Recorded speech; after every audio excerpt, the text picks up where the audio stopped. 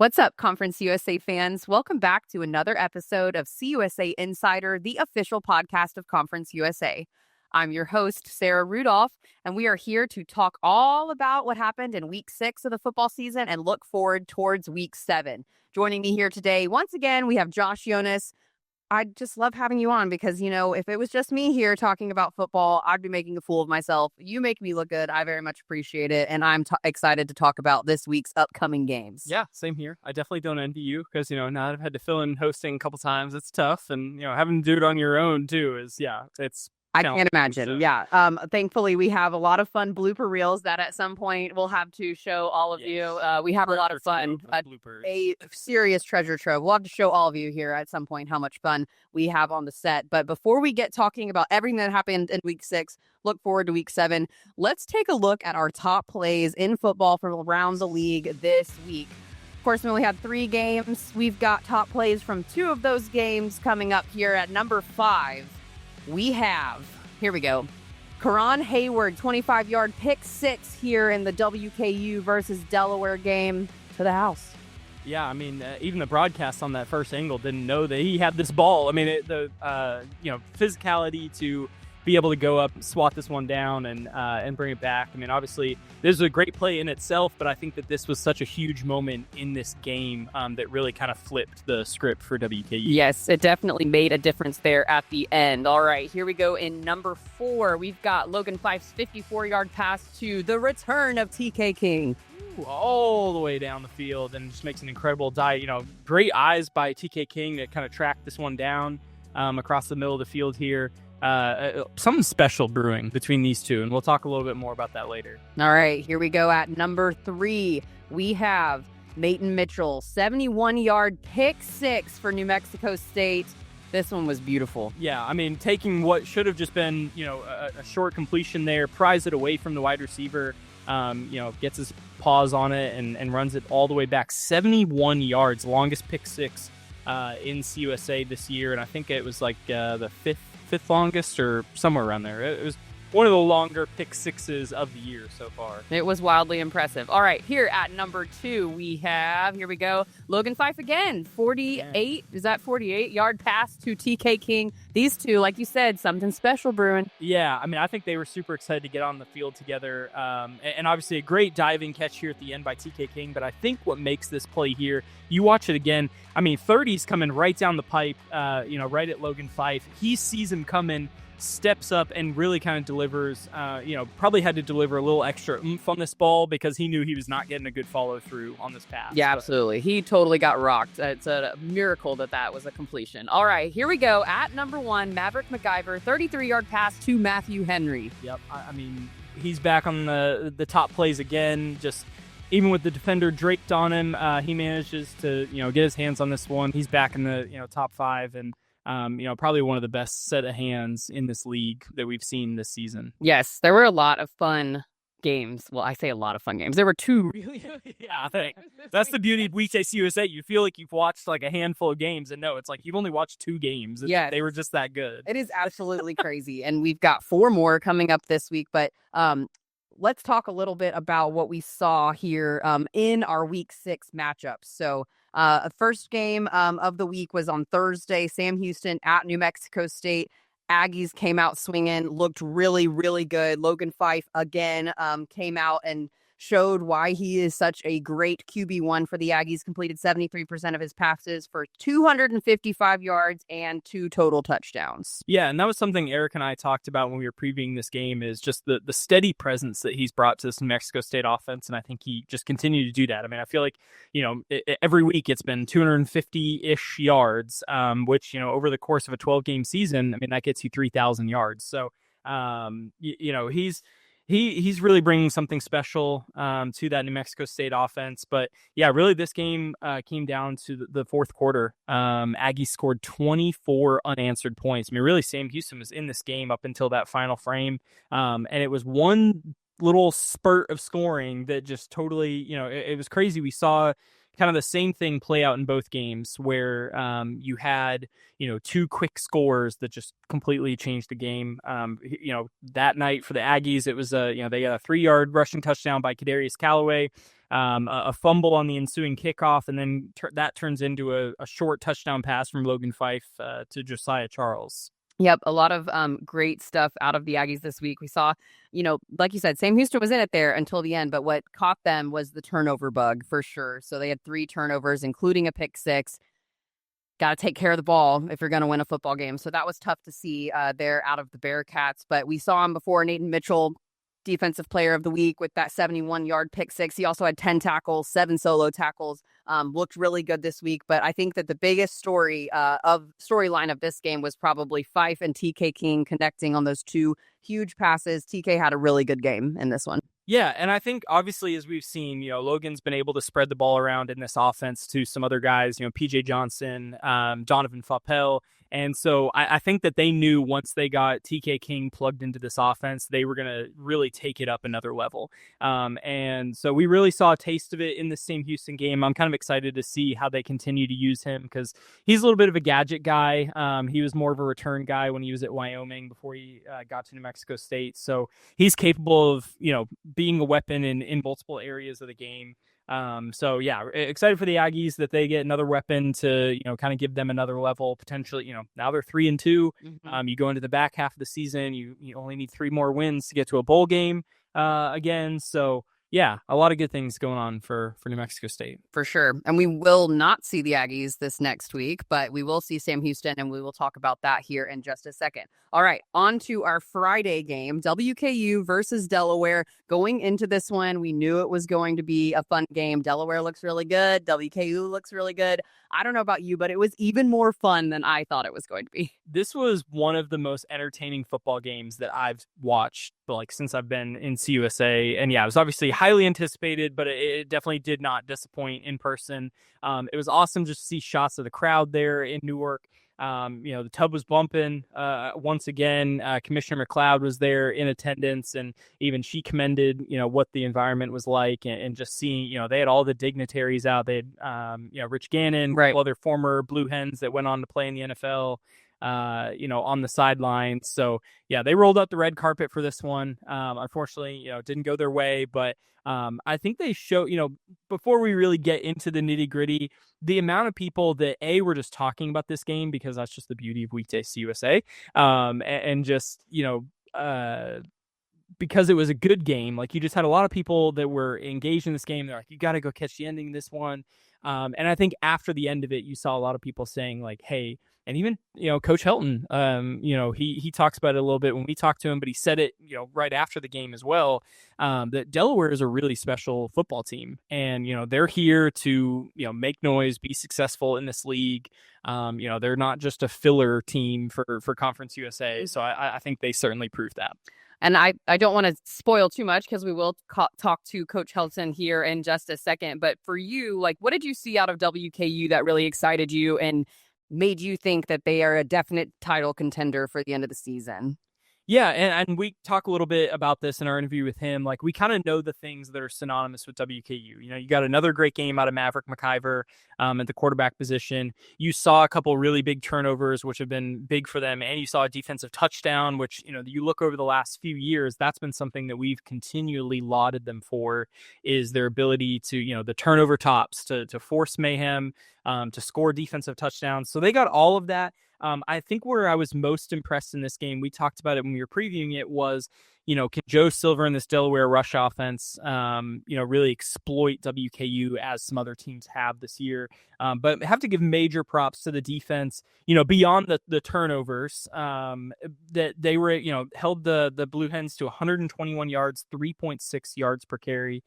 They had been averaging more than 210 yards per game allowed on the ground. So I think that's one place. And then you just saw, you get a big turnover at the goal line that ends up really changing the entire game, and a big 4th down stop at the end. So it was just these other plays that, really, exemplified what they've been trying to do on defense, and just kind of the identity they're trying to change there. Yeah, and you talk about, Delaware was in this game until the very end. We talked about the 4th down stop a little bit. You and me and Trey, we were all talking about it earlier. But then you look at, WKU, went 3 and out, had to punt the ball there at the very end, but that play was huge for the defense too, or the special teams, I guess, because you get down there and you plug Delaware back on their own 5, and then they've got to go the whole length of the field to try and kick a field goal to win it. Unfortunately, didn't go their way, but like you said, that's a good football team. Yeah, and they've got some good things coming their way the rest of the season. Fingers crossed for them that if they make it to 6 wins, that there's a bowl available for them at some point somewhere.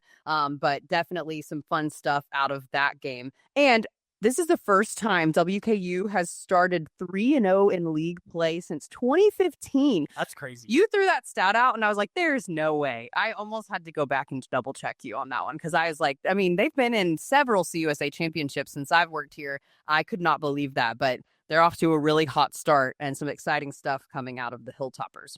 Yeah. Well, we will talk to head coach Tyson Helton here in just a moment. Stick around for that interview. All right, Conference USA fans, joining us here for our interview segment on CUSA Insider, we have WKU head coach Tyson Helton coming off of a really exciting Week 6 victory over Delaware. Coach, thank you so much for joining the show today. Yeah, thanks for having me. Coach, heading into the bye week, you're 5-1, 3-0 in league play for the first time in a decade. How would you describe the mindset and the momentum around the program right now? Well, I think we got good momentum. Obviously the season is a marathon. It's not a sprint. So we're halfway through that. And, the good thing is we got a good record, but we can get so much better. And we got an opportunity this week, get a couple extra days before we play FIU to work on the things we need to get better at. But I like where we are currently as a team. I like how we're playing. As you know, this conference has a lot of parity, and so you better be ready to play every week. And so, you feel good, but at the same time, you want to keep that chip on your shoulder. You got to keep working, got to roll your sleeves up, and you got to flip over every stone and say, what are we missing? What are we not doing good? And because we got a lot of good ball ahead of us, and we play a lot of good football teams, so we need to get better.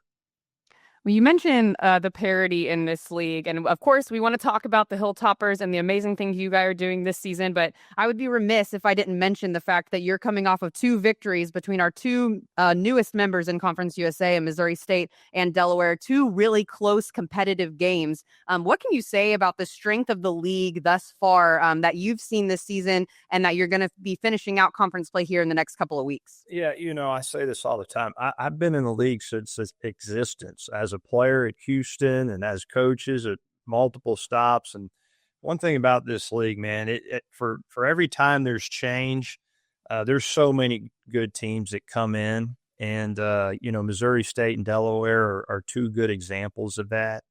Very proud of our football team, though. We go back-to-back weeks on the road, and we talk about all the time, you want to make a run, you got to go win on the road. And, the Delaware week was a short week for us. And so for us to be able to go get that win was big. Delaware is a very good football team, and they're going to have a lot of success in this league for sure. But I love where we are as a league. I think, our conference has done a spectacular job of bringing in those teams that are up and coming teams that can compete right out of the gate. And, again, there's just a lot of parity in this league, and it's anybody's game every week, and you got to show up and play. And so I like where we're at as a league. I think there is a extremely high ceiling for where we can go. That's awesome. Coach, when you look at the last 3 games, obviously a big fourth quarter comeback against Nevada, holding on for 2 tight road wins in league play against a couple scrappy new members. What are you most proud of from your team during this stretch? The biggest thing is when you face adversity, can you respond? And we've responded every single time. We've been tested at multiple levels, whether we were down and we had to come back, or whether you're fighting to try to win the game at the very end, or you're trying to put the game away at the very end. And so we've been tested in a lot of those areas, and we've come out with those wins, and we need to continue to do that for sure. We're about to hit a stretch here that like I said, every week these teams are going to be very, very competitive, and we need to be playing our best football in the second half of the season. So you're headed into a bye week this week, but because of weekday CUSA play, you guys play next Tuesday. Right, exactly. There is no bye week in college. We get his all ball all the time. All the time.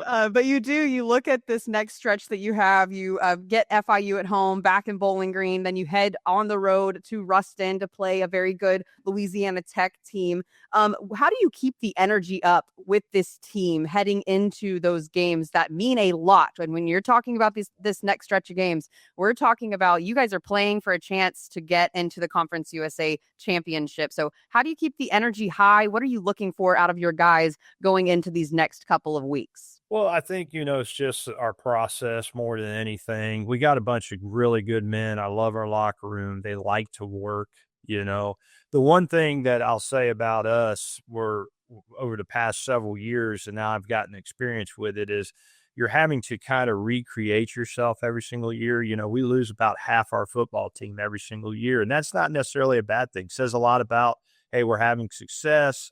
Guys have other opportunities to go places. And we've had to really work hard at maintaining our culture. And we have so many new faces this year. Close to 70% of our production was lost from last year. But what was really cool about us is right from the get-go, we found the right people that love the process. They're good men. They like to work. They love to play the game. And so, that makes me feel good as a coach, right? You got a body of work we're halfway through the football season. The guys are going to do the things they need to do to go win football games. And really, as coaches, we're just trying to maintain that, right? I'm a regiment guy. I don't like, throwing a wrench in there and trying new things, or let's change this day up or this practice up. I like our guys knowing what they're going to do from day to day.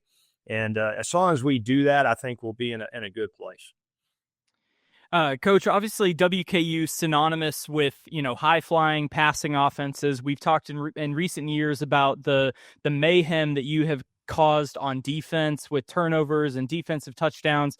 And obviously you guys are still doing a lot of those things, but now we're seeing a couple other complementary pieces. We're seeing the emergence of this run game with Lavelle Wright and George Hart and Marvis Parrish, and even more of just kind of some foundational defense. I mean, just looking back to that fourth down stop against the Blue Hens that really saved the game. So speak to that, with us about just how some of those other parts of the game have come along to join the other stuff we know you guys do well. Well, Josh, I think you hit the nail on the head.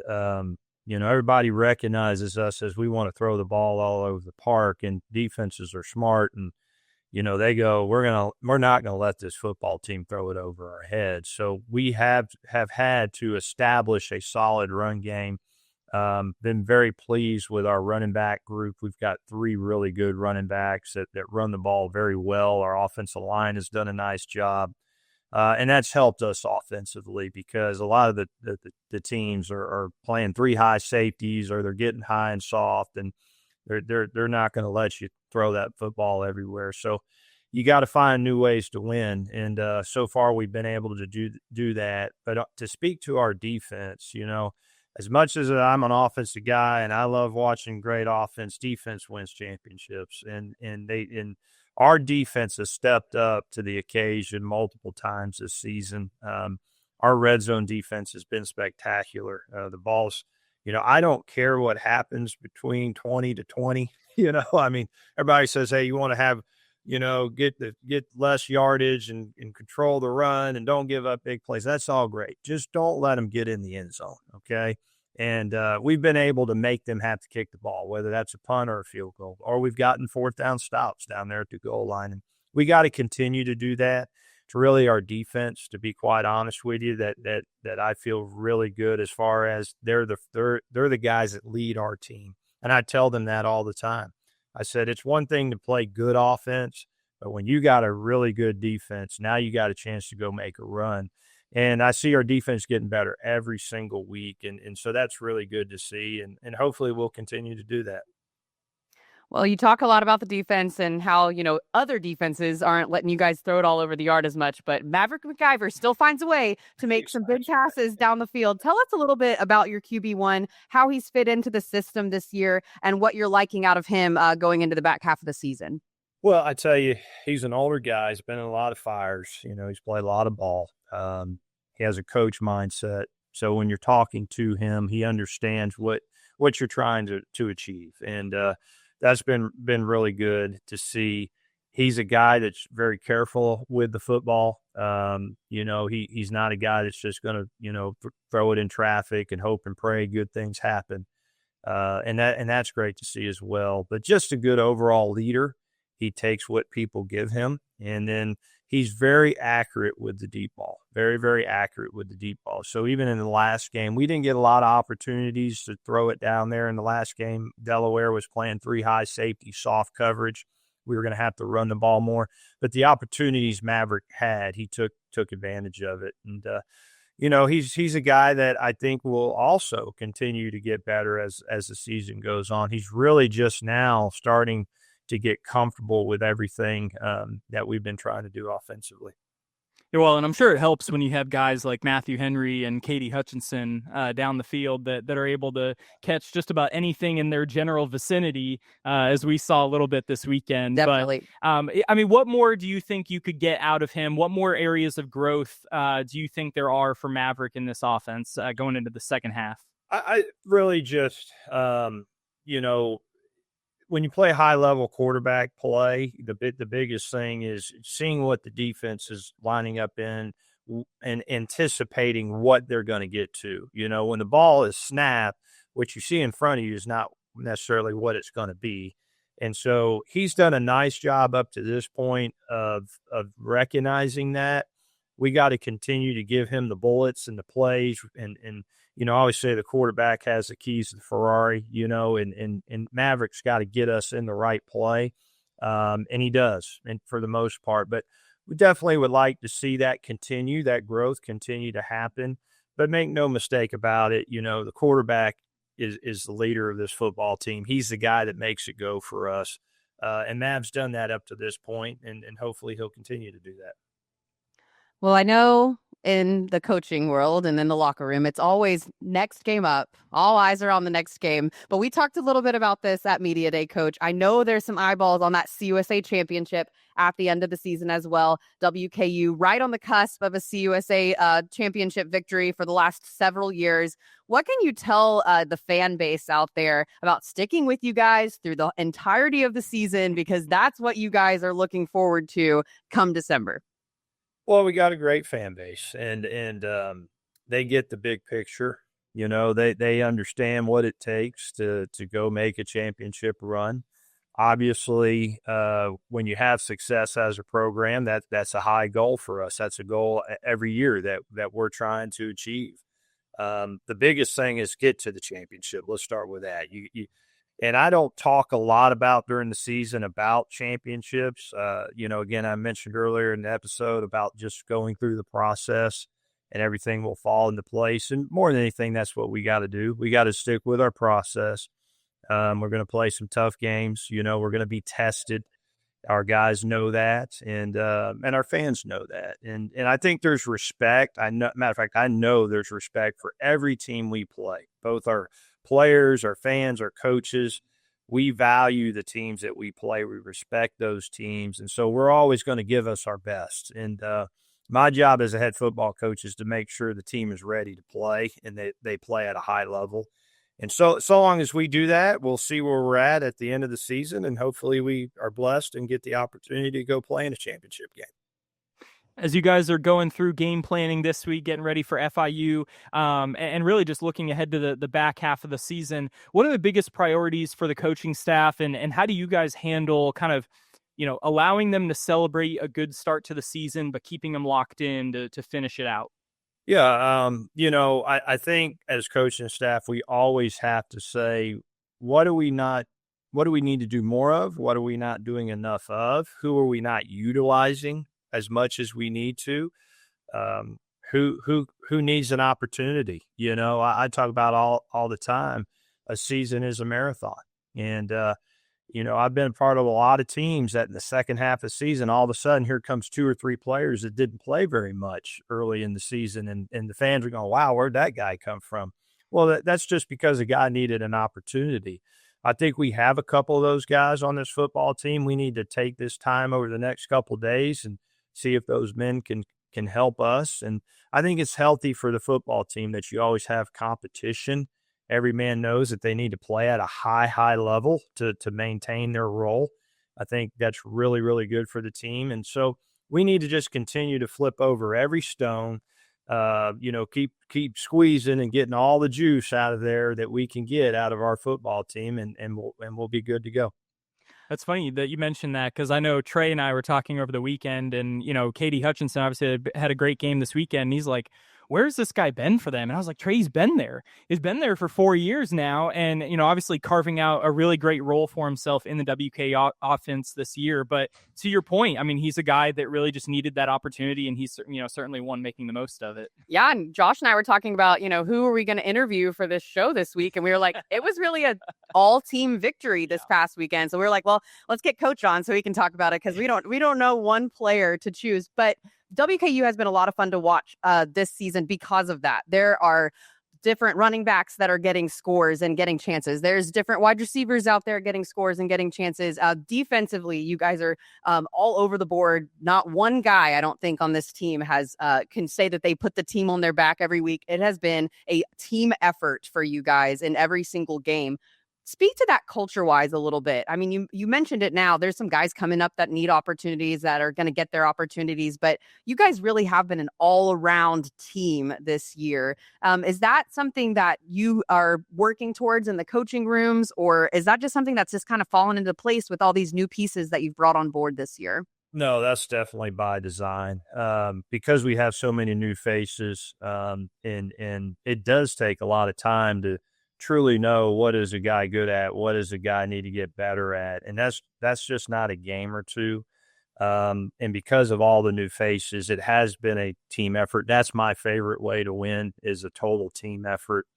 And I think it keeps your team locked in. Everybody is saying, hey, my opportunity could be at any moment.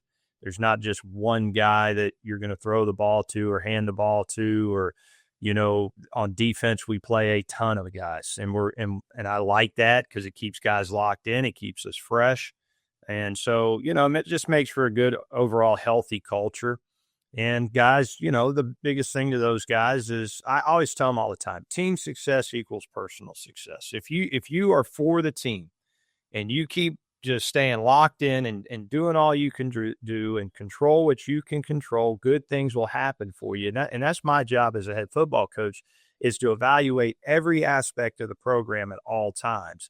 And I try as hard as I can during practice to watch what everybody's doing, from the trainer to equipment manager to the service team guy, all that, because everybody's trying to elevate their opportunities. And when I see that, I want to give those opportunities. And that's why you see us as a football team right now playing a lot of different people, because we have the ability to do that. And our guys know that. And it makes for great competition. Couple of our top players know, if something happens, there's a man behind them that's going to play just as well. And so it's good. It's healthy for our program, and hopefully we'll just continue to elevate. Well, and Coach, I almost didn't know if I wanted to ask this just out of superstition, but you guys have been unusually healthy compared to a lot of teams around the league. I mean, there have been multiple weeks where Jared's texted me and said, "Hey, we don't have any guys on the availability report this week," and I'm like, "Really?" And I think that I have to imagine that kind of continuity, combined with the fact that you have a lot of guys that share that mindset you just mentioned of just kind of a next man up thing, has given you a lot of confidence as a head coach each week. All right, Josh, knock on wood really quick before stand through this question. Well, I'll say this, Josh, I think we're no different than any other team. We've had our bumps and bruises. That's why I love this football team. They're a tough bunch. If a man has an opportunity to play, even if he might not be able to go, he's going to suit up and try to be ready for the game. He's going to go out there on pre-game warm up and try to go.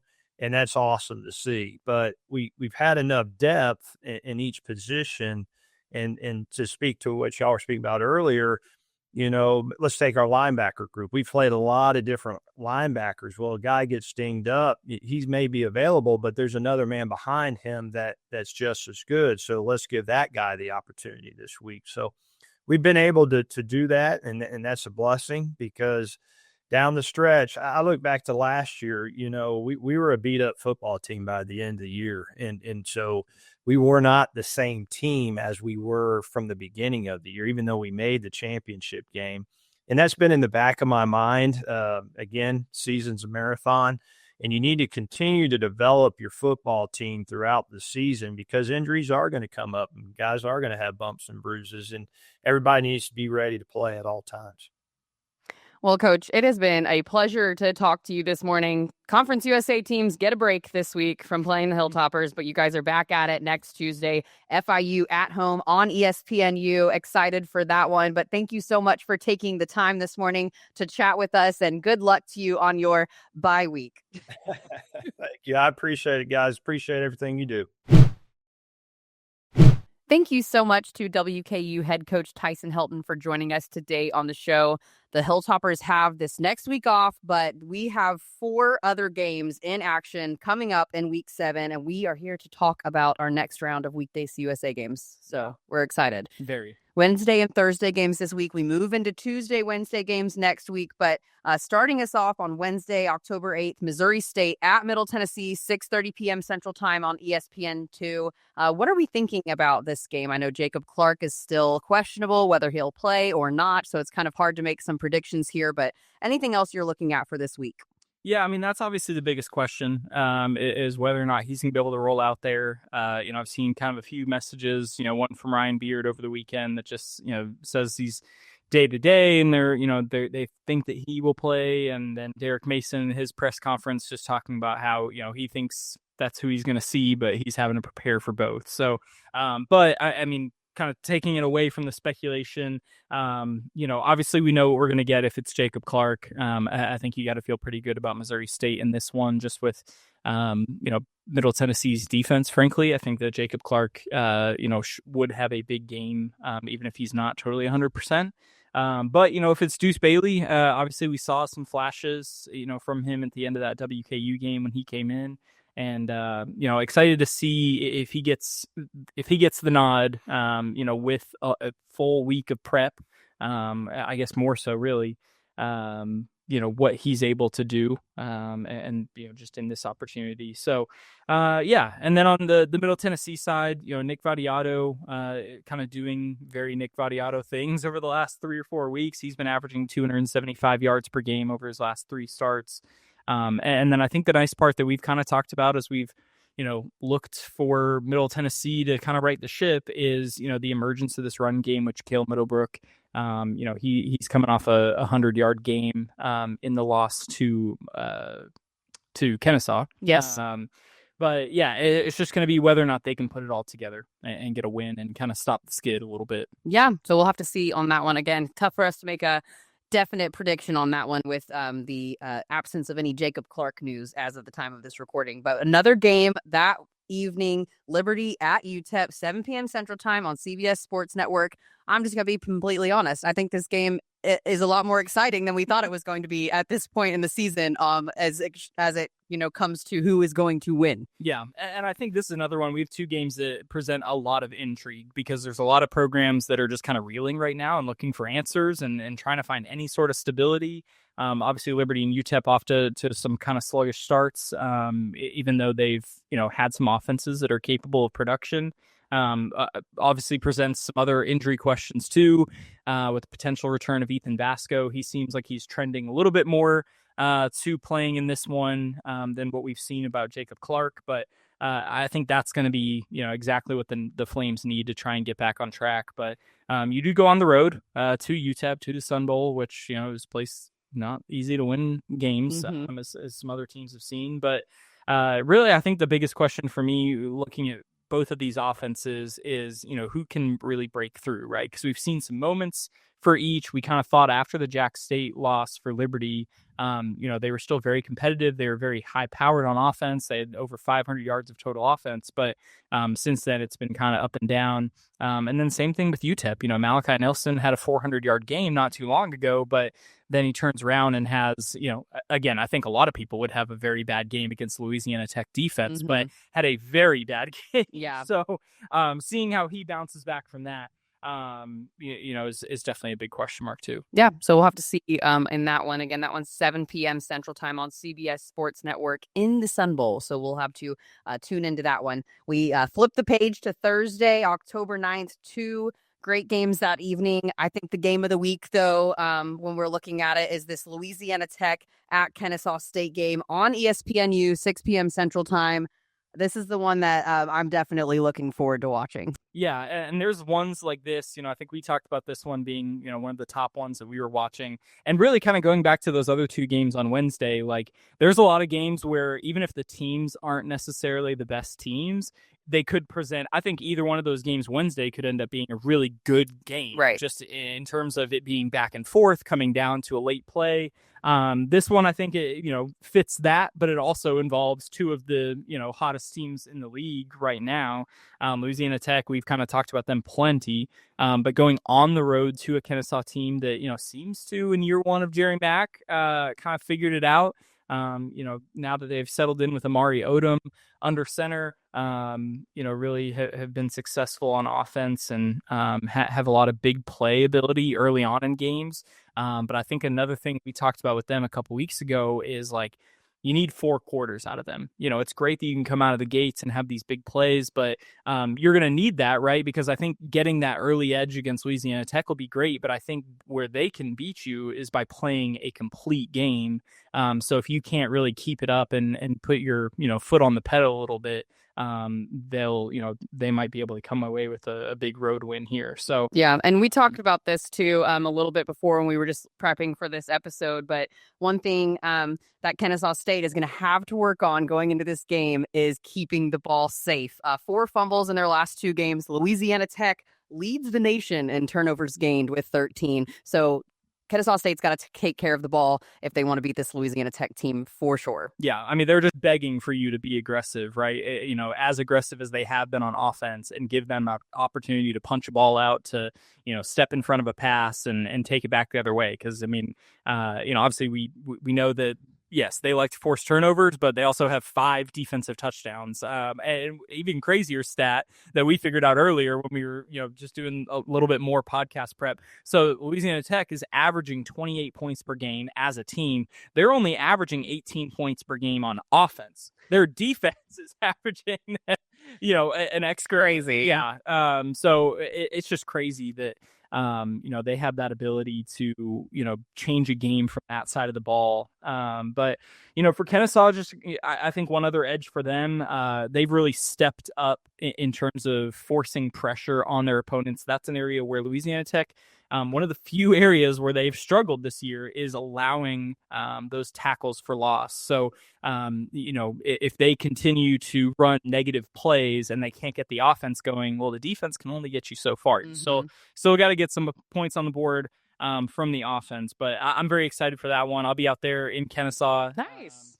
Yeah, and really, I plan to go to this game just mostly because I hadn't made it out to Kennesaw yet to see the university, go see some facilities, but kind of accidentally turned into quite an exciting matchup to go see. Yeah, I was going to say that when we were talking about this game, like if this whole league, and we talked about with Coach Helton, the parity in this league this year is even better than it has been in years past. Like if you told me that Louisiana Tech and Kennesaw State was like our game of the week at the beginning of the season, I would have done that. Yeah, right. Yeah. And because, in your face. Yeah, it's just that, new coach at Kennesaw State, we just didn't really know what we were going to get out of Louisiana Tech.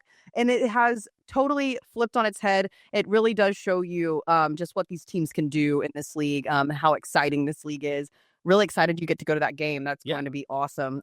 But that is my game of the week, everyone. We'll have to see how that one turns out. And I think, again, this is a big one for end of the season.